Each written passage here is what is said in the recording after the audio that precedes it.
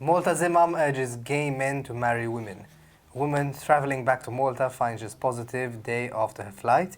And Finance Minister Clyde Caruana reacts to Robert Abella's appeal to terrorised businesses. All this and more on Lovin Daily.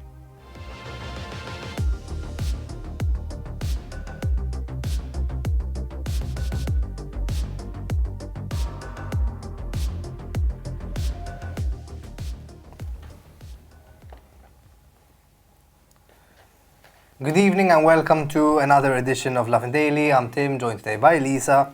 And one of the big stories of the day concerns an interview that the Imam of the Paola Mosque, Mohammed El Sadi, gave to the TVM News Plus show Topic. And the interview concerned various aspects of Islam and the Muslim community in Malta, but the most controversial part of this interview was certainly when host Quintin Cherry asked him about his views on gay men. And Mohammed El Sadi made it quite clear that in his belief, speaking as the Imam and the spiritual leader of the Muslim community, gay men should marry women instead of indulging in their sexual temptations. So he said the inclination is something that the person should resist, the inclination towards homosexuality, that is, and they should live according to God. I would tell them, go get married, marry a woman. I don't think they were naturally born with that urge, but became that way because of the environment, learning parents, friends, and society. So even though Malta's, it's a bit funny because this seems a little bit like discussions that the country has had in the past, has navigated through so much so that even the Archbishop is very much in favour of gay rights, but yes, there are other realities in other communities who sometimes don't tend to be given so much of a voice. Even I agree. Perhaps other communities are not given so much of a voice, Tim, but I think it was a very clear word that you said. We've had these discussions in the past. I feel they are very much discussions of the past. They belong in the past. I think Malta has made huge strides in that area. We've moved forward leaps and bounds, and I think we should keep building on that and growing that sentiment rather than putting forward these absolutely archaic Stone Age views. I'm very sorry, but that's my opinion about this subject.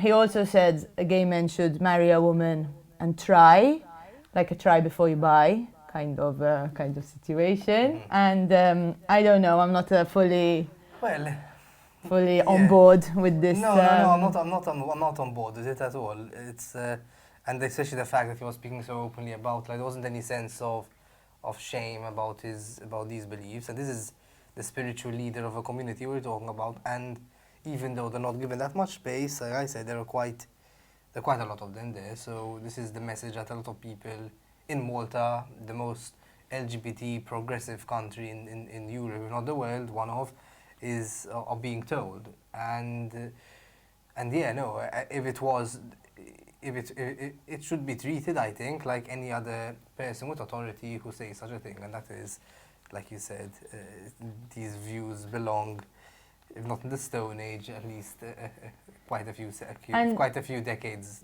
back. And you did say that these communities perhaps are not given such a big platform, and then to have the opportunity to reach a vast number of Maltese people, a vast community of people, and then maybe reinforce certain stereotypes that are already not very favourable. I don't know, I just think the whole thing was counterproductive. I do agree with one thing that he said though, Tim.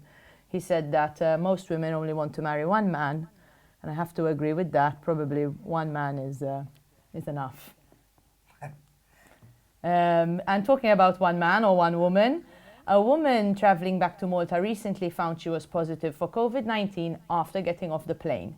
The woman was on holiday with her partner. They went to a European destination.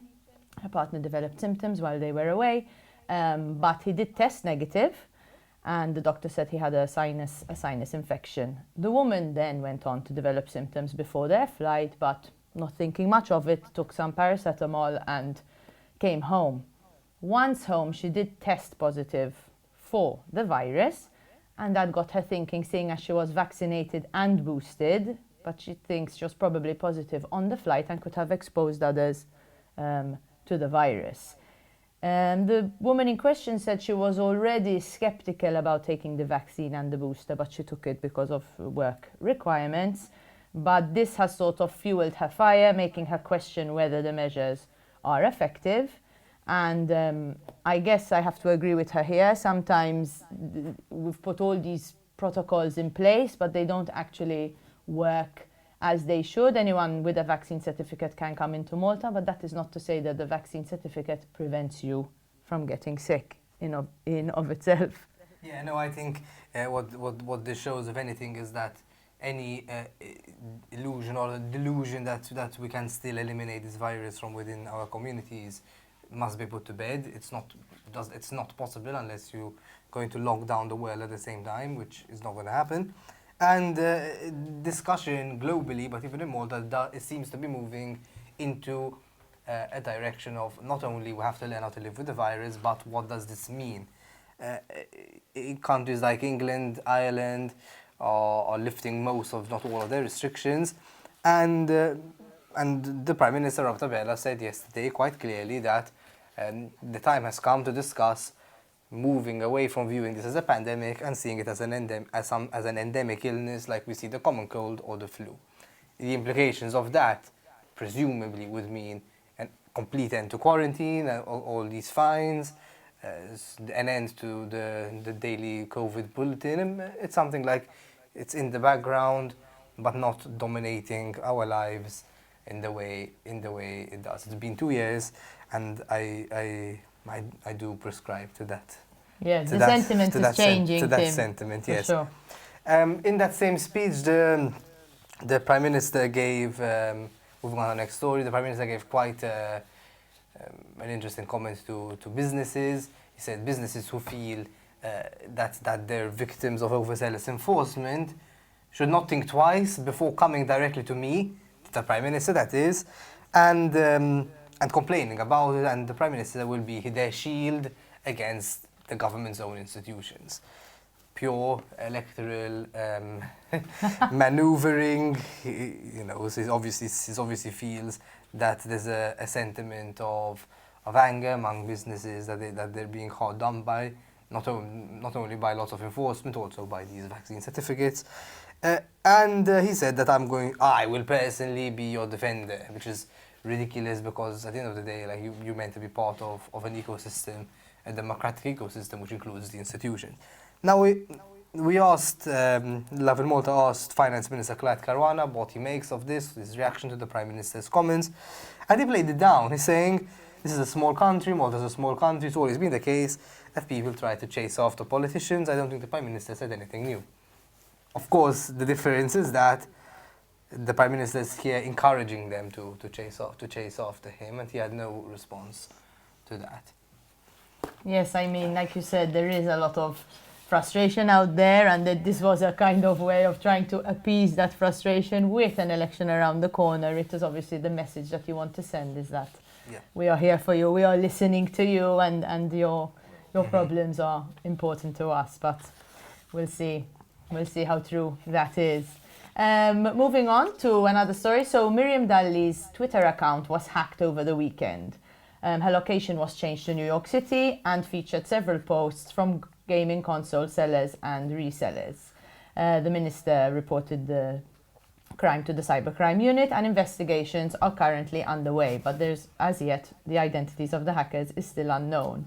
The minister went on to post saying thank you to everyone who sort of reached out to her and offered their support, and in a light-hearted tone said that she's still residing in Malta and has not in fact moved to New York.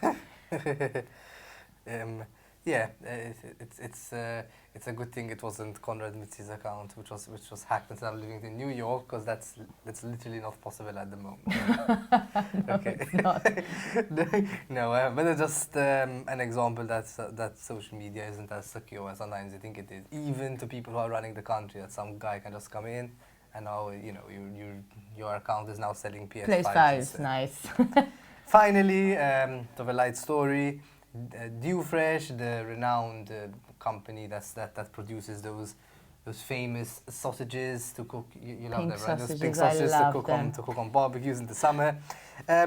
found out about a meme that was circulating regarding the vaccine. So in a nutshell, this meme said, if you're fine with eating a DEWFRESH sausage, you shouldn't complain about all the ingredients in the vaccine. Shouldn't concern you. Yeah, the ingredients in the COVID-19 vaccine shouldn't concern you. And they were good sports about this. They said, you know what, we're going to offer 3 packets of DEWFRESH sausages to the next 100 people to get vaccinated against the virus. Very tongue-in-cheek, very sweet. It was good. A bit too late, I feel.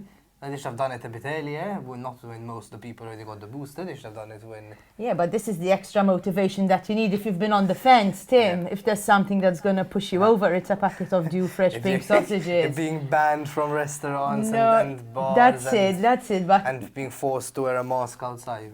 But it won't stop you. the promise of pink sausages, Tim, might just tell you, you know what, I'm going to get that booster and send my booster certificate. I got boosted on Friday. I fall within the category of people who can apply for those pink sausages, so watch my photo coming your way.